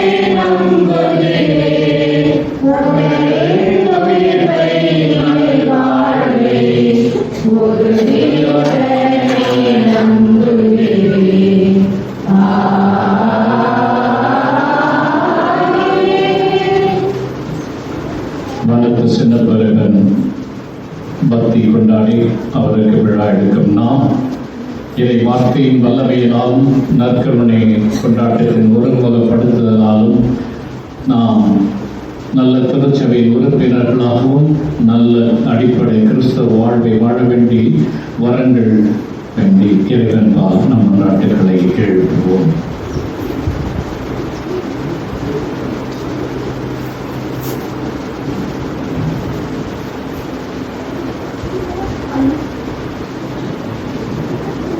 அன்பு தந்தையே இறைவா, உன் திருவுடலாம் திருச்சபையை வழிநடத்தும் திருத்தந்தை, ஆயர்கள், குருக்கள், கன்னியர், துறவரத்தார் மற்றும் பொது நிலையினர் ஆகியோர் அனைவரும் உன் பணியை தங்கள் வாழ்வாக்கி இறை மக்களை அன்பின் சமூகமாக கட்டி எழுப்பவும், உம் அன்பு கட்டளைகளை தங்கள் வாழ்நாள் எல்லாம் கடைபிடிக்கவும் தேவையான அளவை பொழிய வேண்டும் என்று புனித வணக்க சின்னப்பர் வழியாக இறைவாமை மன்றாடுகிறோம். தாயும் தந்தையும் ஆன இறைவா, புனித வணக்க சின்னப்பர் ஆண்டு விழா நாளாகிய இன்று உம்மை தேடி வந்திருக்கும் பக்தர்கள் அனைவரையும் நிறைவாக ஆசீர்வதியும். எம் மக்கள் அனைவரையும் ஒற்றுமையிலும் சமாதானத்திலும் நிலைத்து உம் திருவுள்ளத்தை நிறைவேற்றுவதாக வாழ வரம் தர வேண்டும் என்று புனித வணக்க சின்னப்பர் வழியாக இறைவாமை மன்றாடுகிறோம். ஞானத்தின் ஊற்றே இறைவா, சிறு குழந்தைகளை என்னிடம் வரவிடுங்கள், அவர்களை தடுக்காதீர்கள் என்றவரே. என் கிராமத்தில் உள்ள சிறு குழந்தைகள் அனைவரும் ஞானத்திலும் அன்பிலும் ஒழுக்கத்திலும் வளர்ச்சி பெற்று விளங்கவும் என்றும் உம் அன்பு பிள்ளைகளாக வளரவும் உம் வல்லமை இவர்கள் மேல் பொழிய வேண்டி புனித வளர்த்த சின்னப்பர் வழியாக இறைவாமம் என்றாகிறோம். நலமருளும் நல்ல ஆயனே இறைவா, உடல்நல குறைவினால் மருத்துவமனையிலும் தங்கள் இல்லங்களிலும் இருந்து சிகிச்சை பெற்று வரும் ஒவ்வொரு நல்ல உள்ளங்களுக்காகவும் மன்றாடுகிறோம். உமது அன்பு கரங்களால் அவர்கள் ஒவ்வொருவரையும் தொட்டு குணப்படுத்திட வேண்டும் என்று புனித மனத சின்னப்பர் வழியாக இறைவா உம்மை மன்றாடுகிறேன். வாழ்வின் ஊற்றாம் இறைவா, என் நாட்டு தலைவர்களையும் உலக நாட்டு தலைவர்களையும் உன் பாதம் சமர்ப்பிக்கின்றோம். இவர்கள் போர், தீவிரவாதம், வன்முறை, கலவரம் போன்ற அழிவுக்குரிய பாதையில் இருந்து விலகி உண்மை, நீதி, அமைதி ஆகிய வழிகளில் மக்களை நடத்திட தேவையான ஞானத்தையும் அருளையும் தந்தருள வேண்டும் என்று புனித மனத சின்னப்பர் வழியாக இறைவா உம்மை மன்றாடுகிறோம்.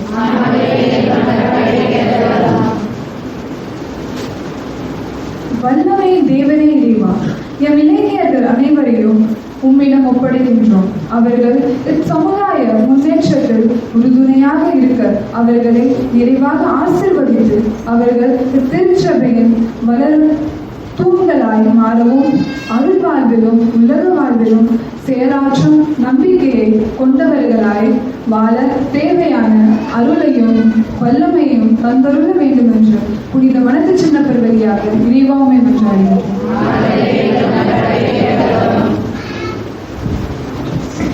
இன்னும் நமது உள்ள கிடக்கையின் சொந்த கருத்துக்களுக்காக சிறிது நேரம் மௌனமாக மன்றாடுவோம்.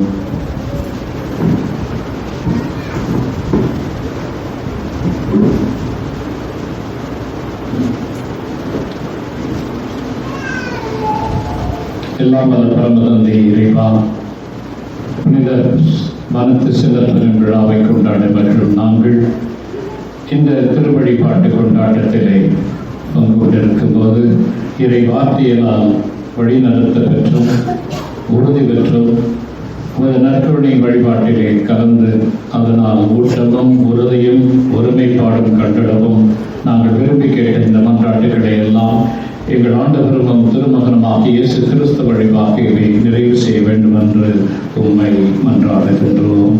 ஆமென்.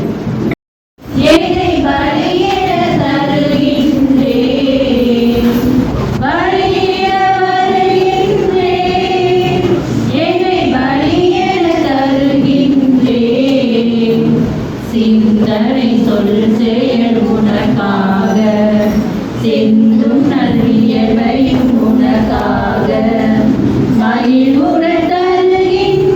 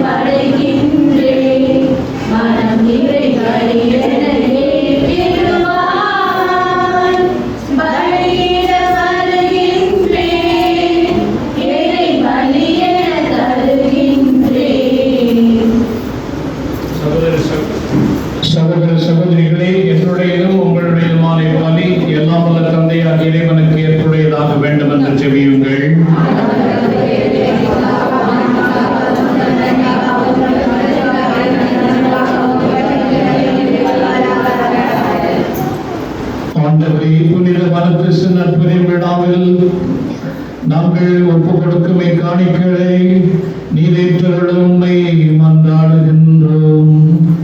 உமது நம்பிக்கையாளருக்கு அமைதி ஒற்றுமை ஆகிய கொடைகளை தாராளமாய் வழங்குவீராக.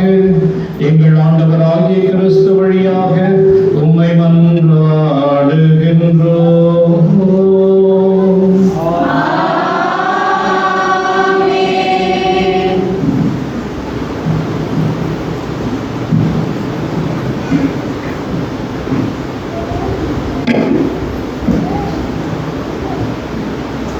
ஆண்டவர் உங்களோடு இருப்பாராக.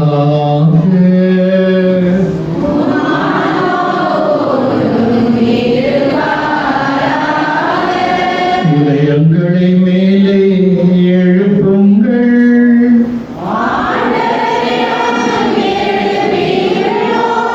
நம் இறைவனாகிய ஆண்டவருக்கு நன்றி கூறுவோம்.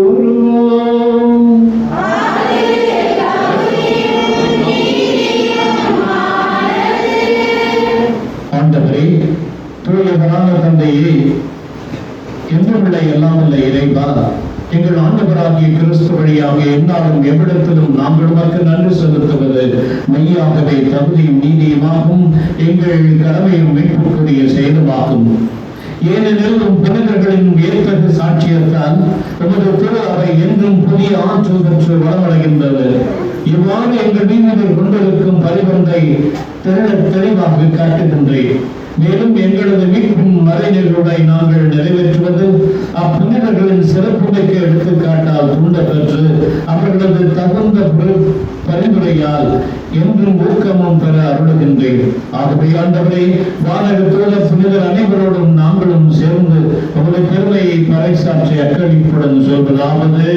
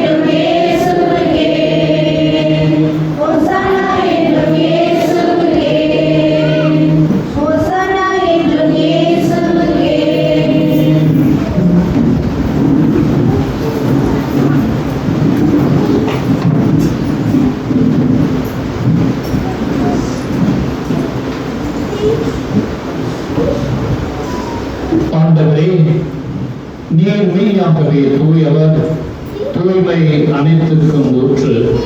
ஆகவே உம்முடைய ஆவியை பொழிந்து காணிக்கைகளை தூய்மைப்படுத்த உம்மை வேண்டுகிறோம்.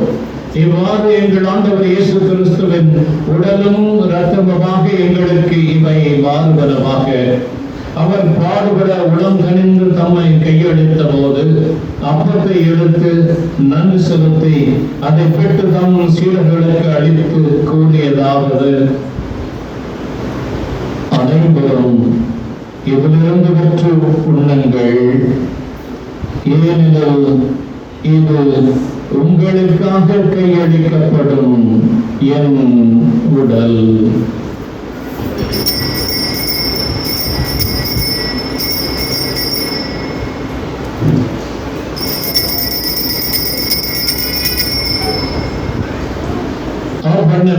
இரவு விருந்தை அருந்திய பின் கிண்ணத்தையும் எடுத்து மீண்டும் உமக்கு நன்றி கூறி தம் சீடர்களுக்கு அளித்து அவர் கூறியதாவது: அனைவரும் இதிலிருந்து பெற்று பருகுங்கள், ஏனெனில் இது புதிய நிலையான உடன்படிக்கைக்கு உரிய என் இரத்தத்தின் கிண்ணம்.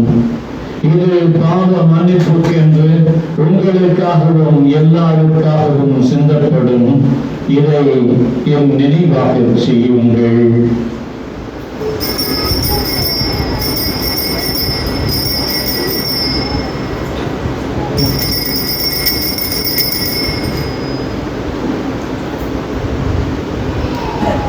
நம்பிக்கையின் மறைபொருள்.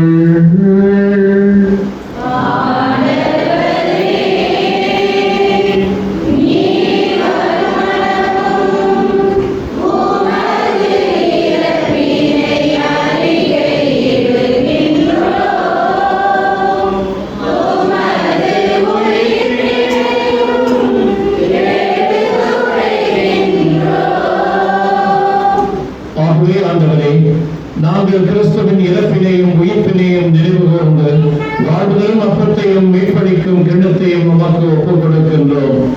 திருமணன்று ஊழியம் புரிய தகுந்தவளை எங்களை ஏற்றுக்கொண்டீர், எனவே உமக்கு நன்றி செலுத்துகின்றோம். மேலும் கிறிஸ்துவின் உடலிலும் இரத்தத்திலும் பங்கு கொள்ளும் எங்களை தூய ஆவியார் ஒன்று சேர்க்க வேண்டும் என உம்மை தாழ்மையுடன் மன்றாடுகின்றோம். ஆண்டவரே, உலகிலிருக்கும் பறைவிருக்கும் உமது திரு அவையை நினைவு கூர்ந்ததும் எங்கள் திருத்தந்தை பிரான்சிஸ், எங்கள் ஆயர் செல்வராஜ், எல்லா திருநிலையினர் ஆகிய அனைவரோடும் உமது திரு அவை அன்பில் நிறைவு பெற செய்தலும்.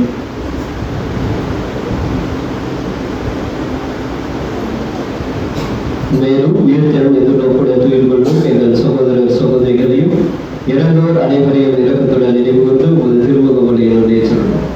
எங்கள் அனைவர் மீதும் இரக்கமாயிரும். கடவுளின் கன்னித்தாயான புனித மரியா, அவருடைய கணவரான புனித யோசேப்பு, புனித திருத்தூதர்கள், இவ்வுலகிலும் உமக்கு உகந்தவராய் இருந்தோர் ஆகிய புனிதர் அனைவருடனும் நாங்கள் நிலை வாழ்வில் பங்கு கொள்ளும் தகுதி பெற்று உம் திருமகன் இயேசு கிறிஸ்து வழியாக உம்மை புகழ்ந்தேற்றும் மரமல்ல உம்மை மன்றாடுகின்றோம்.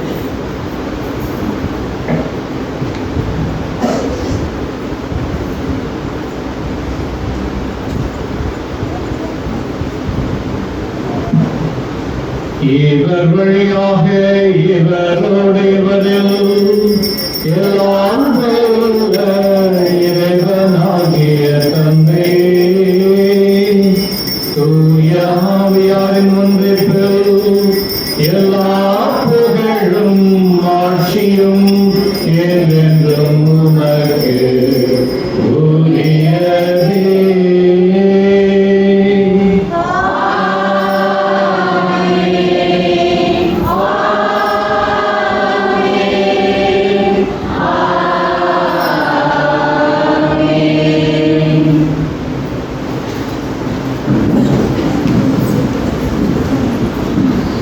வார்த்தையின் வல்லமையால் வழிநடத்த பெற்று விண்ணக அரசின் குடிமக்களாய் வாழும் வரம் வேண்ட சொல்லி நமக்கு கற்பித்தும் இருக்கிறார்.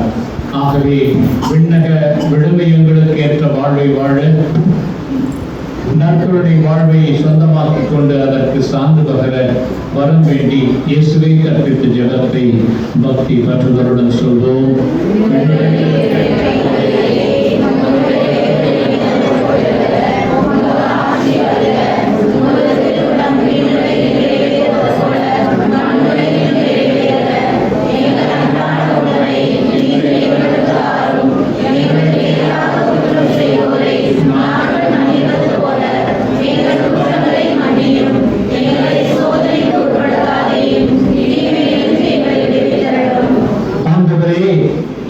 அனைத்திலிருந்து எங்களை விடுவித்து எங்கள் வாழ்நாளில் அமைதியை கனிவுடன் அருளை மன்றாடுகின்றோம்.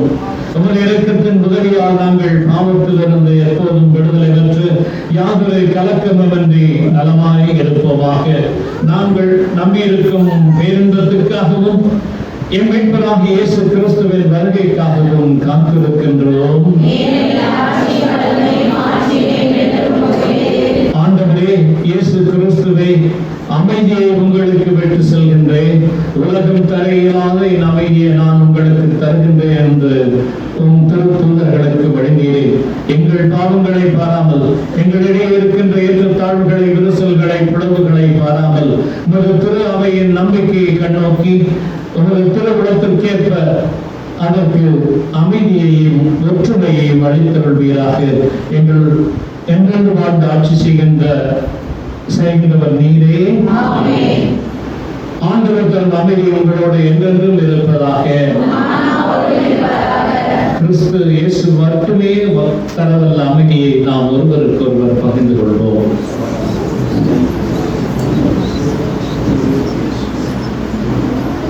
உலகின் பாவங்களை போக்கும் இறைவனே, எங்கள் மேல் இரக்கமாயிரும். உலகின் பாவங்களை போக்கும் இறைவனே, எங்கள் மேல் இரக்கமாயிரும். உலகின் பாவங்களை போக்கும் இறைவனே, எங்களுக்கு அமைதி அளித்தருளும்.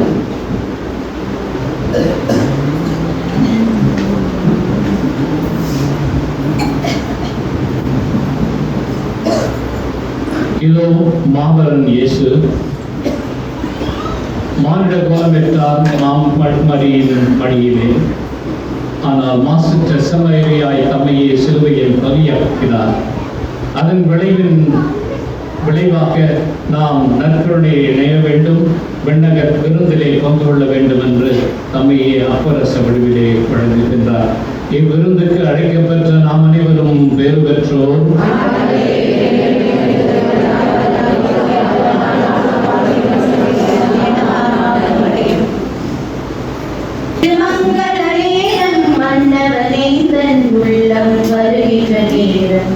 மனவாளம் கண்டு மனக்கோலம் கொண்டு மனம் துள்ளி துள்ளி ஆடும். மேகம் திறந்து மின்னல் நுழைந்து தூவும் மழை போல பாவம் துறந்து வானம் இருந்து வந்த உணவிது அருந்தவே. இழைகள் சுமந்து மலர்கள் கவிழ்ந்து வீசும் தென்றலாக உள்ளம் புகுந்து உயிரில் கலந்து முறைய வந்தவா வருகவே. இது மங்கள நேரம், மன்னவரின் தன் உள்ளம் வருகிற நேரம். இது மங்கள நேரம், மன்னவரின் தன் உள்ளம் வருகிற நேரம். மனவாளம் கண்டு மனக்கோலம் கொண்டு மனம் துள்ளி துள்ளி ஆடும். கத கத கரி கரி சதா மம மம மகரி சதமா மப பப பரி பசாரி ப கம ப கம கரி சா. இனிமையெல்லாம் கண்ணுள்ளே ஏந்திய வந்த உணவு இது. இனிதாக நமக்காக தந்தை காட்டும் உறவு இது. இனிமையெல்லாம் கண்ணுள்ளே ஏந்திய வந்த உணவு இது. இனிதாக நமக்காக தந்தை காட்டும் உறவு இது. விண்ணோருண்ட உணவு இது, நம் முன்னோர் கண்ட கனவு இது.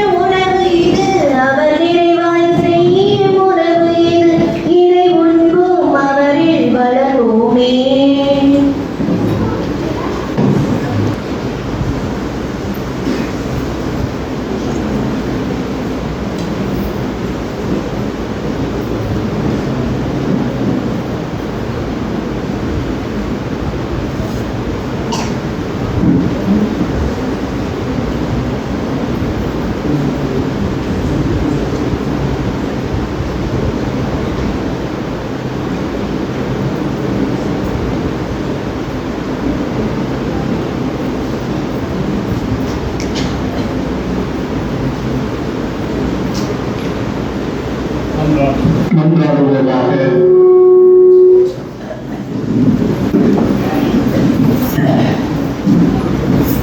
ஆண்டவரே, புனித வனப்பு செல்லப்பெரிய விழா கொண்டாட்டத்தில் நாங்கள் உட்கொண்ட திருவுணவு எங்கள் மனங்களையும் இதயங்களையும் புனிதப்படுத்துவதாக. அதனால் நாங்கள் உங்களுடைய இறை இயல்பில் பங்கு பெற தகுதி உள்ளவர்கள் ஆகுமாக எங்கள் ஆண்டவராகிய கிறிஸ்து வழியாக உம்மை மன்றாடுகின்றோம். இதை ஆசிவர சிரம் தாக்கி மன்றாடுவோம். ஆண்டவர்களோடு இருப்பாராக. எல்லாம் உள்ள இறைவன் உங்களிடமிருந்து தீமை அனைத்தையும் என்னாலும் அகற்றி உங்கள் மீது தமது ஆசையின் கொடைகளை இரக்கமுடன் பொழிவாராக. அவர் உங்கள் இதயங்களை தமது அருள் வாக்கில் ஆர்வம் கொள்ளச் செய்து அவற்றை என்றென்றும் உள்ள மகிழ்வால் நிரப்புவராக. இவ்வாறு நீங்கள் நல்லவற்றையும் நேர்மையானவற்றையும் அறிந்தவர்களாய் இறைவனுடைய கட்டளைகளின் வழியில் நடந்து சென்று விண்ணக மீட்பின் உரிமை பெற்றை பெற்றுக் கொள்வீர்களாக. எல்லாம் உள்ள இறைவன் தந்தை, மகன், தூய ஆவியார் உங்கள் அனைவருக்கும் நிறையாசி வழங்குவாராக. திருவிழாவின் நல்லாட்டுகளோடு சென்று வாருங்கள். திருப்பலி நிறைவுற்றது.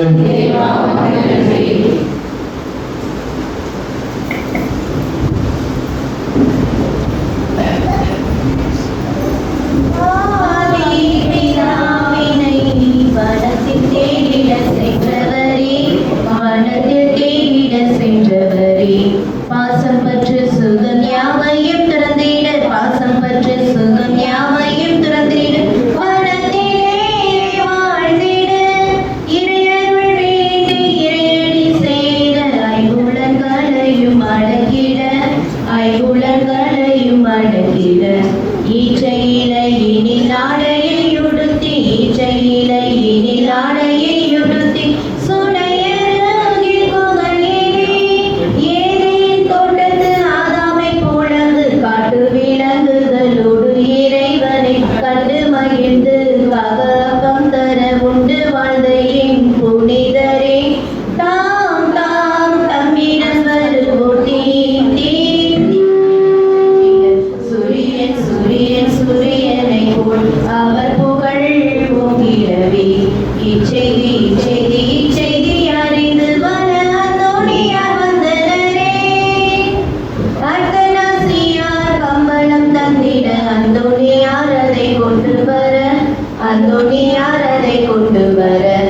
இரண்டு சிங்கங்கள் கல்லறை தோண்டிட, இரண்டு சிங்கங்கள் கல்லறை தோண்டிட, இறையடி சேர்ந்தீரே, தாம் தாம் தம்மிடம் வருவோர் தீம் தீம் தீமை அகற்றிட, சூரியன் சூரியன் சூரியனை போல் அவர் புகழ் ஊகிடவே, இங்கித இங்கித இங்கித நமது இருதயத்திலும் எங்கும் நிறைந்திட.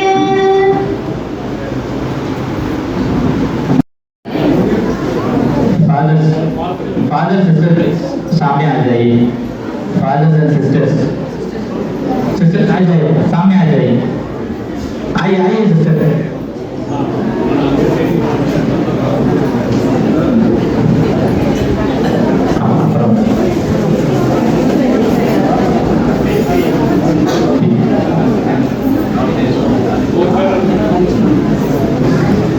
आइए ब्रदर.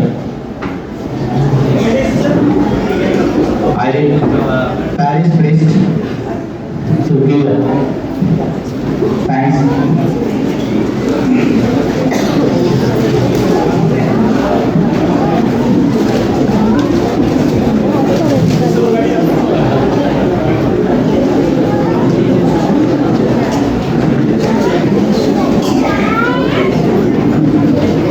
सबको जय Yeshu, happy feast, happy feast.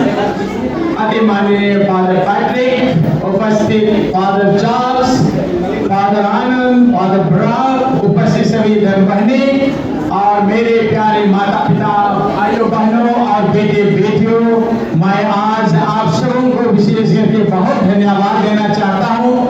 Saint Paul the desert के पर्व दिवस के अवसर पर जो हमारा यह न्यू बिब्लिकल का चर्च समर्पित है, आप सबों ने आज इस त्योहार में अपना बहुमूल्य समय दिए हैं.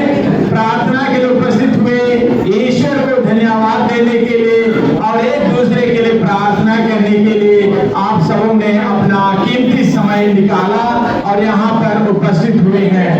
मैं न्यू पिम्बलेटन के चर्च कमेटी के सभी सदस्यों को सारे हृदय से धन्यवाद और बधाई देना चाहता हूँ, जिन्होंने आज के समारोह को सफल बनाने के लिए वे मीटिंग के बैठकी के एक साथ आए और आज के कार्यक्रम में हम सबों को प्रार्थना में सुविधा देने के लिए उन्होंने न केवल पंडाल बनाया है, समयाना बनाया है, लेकिन हम सबों के लिए आवश्यकता के अनुसार उन्होंने चेयर की उपलब्ध कराई।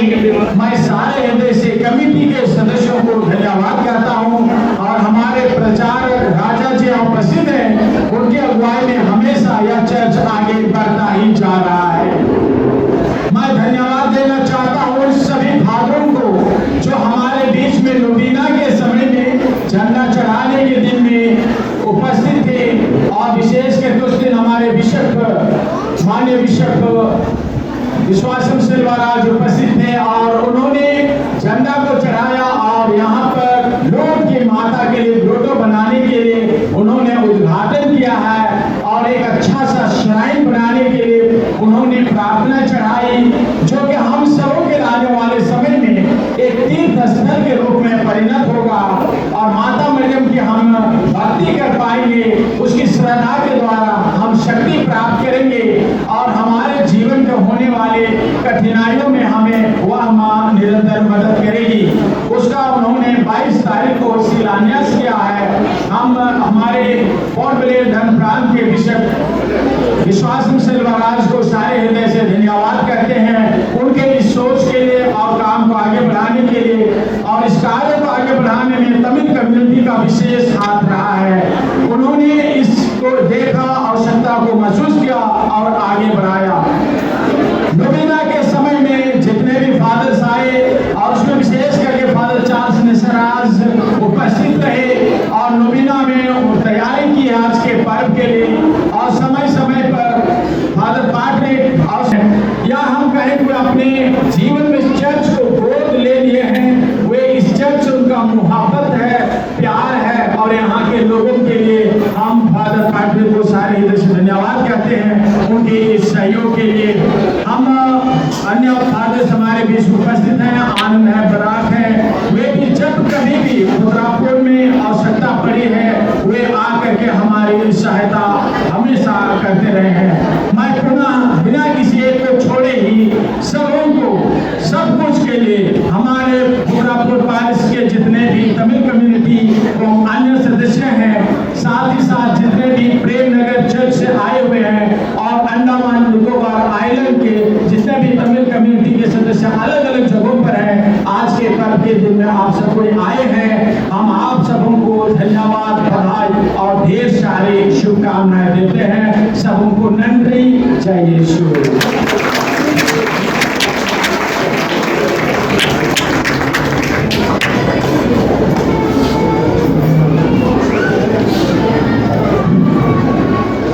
அனைவருக்கும் வணக்கம். இதோட 3 பிரசங்கம் ஆயிடுச்சு. இனிமேல் 4வது நான் எதுவும் பிரசங்கம் வைக்கிறது தெரியாது. ஸோ அதனால நேரடியாக நிகழ்ச்சிக்கு போயிடுவோம். முதல்ல எங்கள் சார்பாக 2 நன்றியை நாங்கள் கூற வேண்டும்.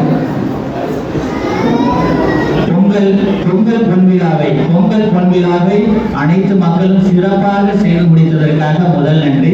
உண்மையிலே வியக்கத்தக்க நன்றி. அதுக்கு உண்மையிலே எவ்வளவு கை தந்தாலும் அது போல அது கை தட்டிக்கிட்டே இருக்கலாம். அந்த அளவுக்கு ஒரு மிகப்பெரிய பெரிய லெவலில் அதை வெற்றி அடைய செய்த பிரார்த்தனாபுரம் மற்றும் பங்கை சார்ந்த அனைத்து மக்களுக்கும், உறுப்பினர்களுக்கும், தலைவர் பெருமக்களுக்கும், உழைத்த ஒவ்வொரு நல்ல உள்ளங்களுக்கும் எங்கள் மனமார்ந்த நன்றியை தெரிவித்துக் கொள்கிறோம்.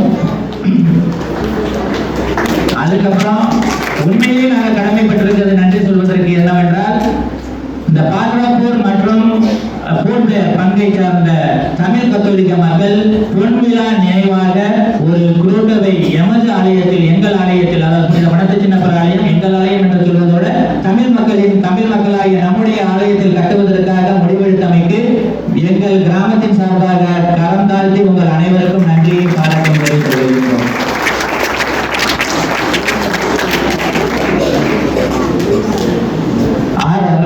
அதனைத் தொடர்ந்து ஜான் போஸ், ஜெயராஜ், ஜெபஸ்டின், இவர்கள் ராணி, டெய்சி, டி ராணி, கிரேசி, சாரிகா இவங்கெல்லாம் ரெடியா இருங்க பொன்னாடி பொத்துவதற்காக. ஏன்னா நேரம் ஆகிவிட்டது, சீக்கிரம் சாப்பாடு சாப்பிடணும், 12:15 மேல ஆயிடுச்சு. எங்களுடைய நன்றி. அதாவது இன்றைய சிறப்பு விருந்தினர் நமக்கெல்லாம் சிறப்பாக திருப்பலியை நடத்தி தந்தவர். எல்லாருக்கும் வாய்மொழி சிறப்பா இருக்கும், தாய்மொழியும் சிறப்பா இருக்கும். நம்ம ஃபாதருக்கு மட்டும் வாய்மொழி, தாய்மொழி, உடல் மொழியும் ஒன்னா இருக்கும். அவங்க பேசும்போது கூட வாய்மொழிக்கு தகுந்தார் கூட அவர் உடலும் நெளிவு சுழிவோட அப்படி எடுத்து பண்ணுவாரு. ஸோ முன்மொழியும் சிறப்பாக கொண்ட நமது தந்தை, நமக்கெல்லாம் தந்தை என்பதோடு நமக்கெல்லாம் தந்தை, நம்முடைய குழந்தைகளுக்கெல்லாம் ஐயா, தாத்தா அந்த அளவுக்கு வந்துட்டாரு. ஸோ அவர்கள் கைதட்டி அவர்கள் வழங்கி உற்சாகப்படுத்துகின்றோம். அதுக்கப்புறம் very thanks to our parish priest, हमेशा हम लोग खाली बोलते फादर से कोई रिक्वेस्ट नहीं है, फादर ये करना, बस ये करना फादर, कल मास मंगता फादर, बस इतने ही बोलते काम बराबर हो जाता। कभी भी नहीं करके शब्द हमारा फादर का मुंह से अभी तक आया नहीं, आएगा भी नहीं, और फादर का भी मेरा आर्थिक दिन से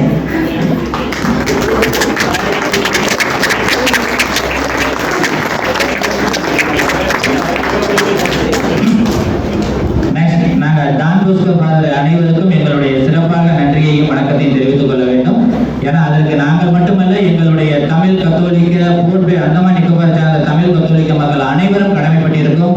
உங்கள் அனைவருக்கும் மீண்டும் ஒருமுறை எங்களுடைய கரவொலியை எழுப்பி நன்றியை தெரிவித்துக் கொள்கின்றோம்.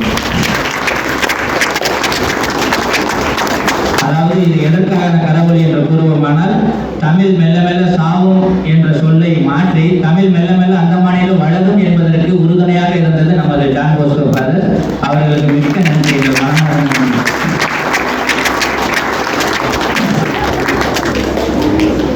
தற்போது அருளானந்து, அருளானந்து, அருளானந்து எல்லாரும் முன்னாடி வாங்க, சீக்கிரம் வாங்க. பேட்ரிக் அல்போன்ஸ் அவர்களுக்கு எங்களுடைய அந்த நன்றியை தெரிவிக்கும் விதமாக இந்த கைத்தறி அடையை பொன்னாடையாக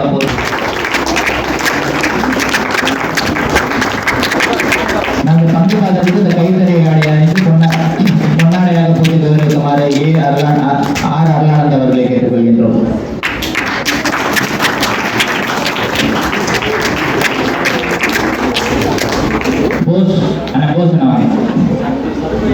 நமது மண்ணின் மைந்தர், நமக்கெல்லாம் ஞானம் வைப்பர், நாம் ஞானத்தோடும் தியானத்தோடும் இறை வார்த்தையோடு வாழ்வதற்கு உறுதுணையாக இருப்பவர். அவருக்கு இந்த பொன்னாடையை பொருத்தி கௌரவிக்குமாறு நமது அண்ணன் ஜான் போஸ் அவர்களை அழைக்கின்றோம்.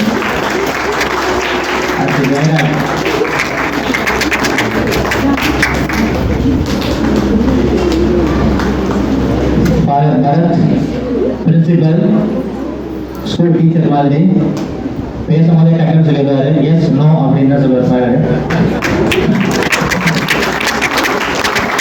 அவருக்கும் எங்களை கொண்டாடி ஓட்டி வருகின்றோம். எங்களுடைய அந்த இந்த கோயிலில் முதல் வாரம் பூசை நடத்துவது மிகவும் பெருந்துணையாக இருப்பவர். அவருக்கும் எங்களுக்கு மனமார்ந்த நன்றி. ஃபாதர் ஆரோக்கிய ஆனந்த் அவர்களுக்கு பொன்னாடி போடுவதற்காக செபஸ்டின் அவர்களை அழைக்கின்றோம்.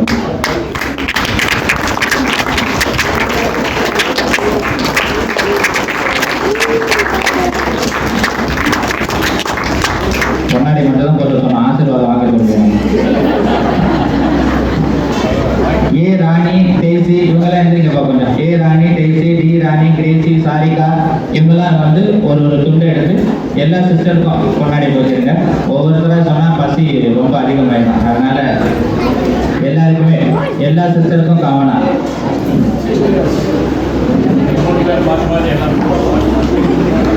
போங்க சீக்கிரம் போங்க.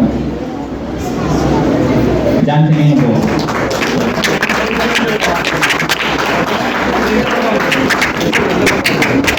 ஒரு நிமிஷம் போயிட்டு போயிருங்க, அடுத்த போட்டோம்.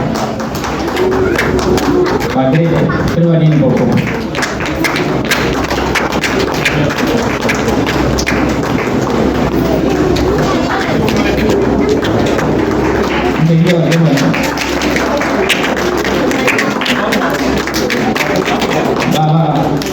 டெய்சி ஜான் சேவா ஒரு மூட்டல் போட்டோம்.